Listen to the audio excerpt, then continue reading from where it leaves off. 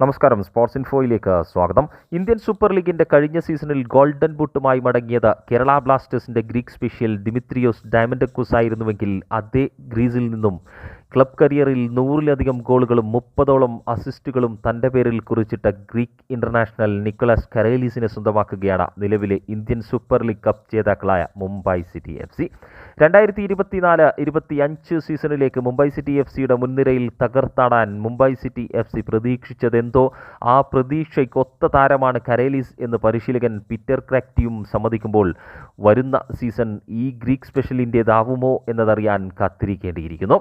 ഗ്രീസിൻ്റെ senior ദേശീയ ടീമിനായി 19 മത്സരങ്ങൾ കളിച്ച് 3 ഗോളുകൾ സ്വന്തമാക്കിയിട്ടുള്ള താരം ഗ്രീസിൻ്റെ യൂത്ത് ടീമുകൾക്കായി 43 മത്സരങ്ങളിൽ നിന്നായി 15 ഗോളുകളും സ്വന്തമാക്കിയിട്ടുണ്ട്. തൻ്റെ 16-ാം വയസ്സിൽ ഗ്രീക്ക് സൂപ്പർ ലീഗിൽ അരങ്ങേറ്റം കുറിച്ച കരേലീസ് ഗ്രീസിന് പുറമെ ബെൽജിയൻ ലീഗിലും നെതർലാൻഡിലും ഇംഗ്ലീഷ് ചാമ്പ്യൻഷിപ്പിലും റഷ്യൻ പ്രീമിയർ ലീഗിലും തൻ്റെ കഴിവ് പുറത്തെടുത്താണ് തൻ്റെ 32-ാം വയസ്സിൽ ഇന്ത്യൻ ഫുട്ബോളിൽ അരങ്ങേറ്റത്തിനായി കാത്തിരിക്കുന്നത്.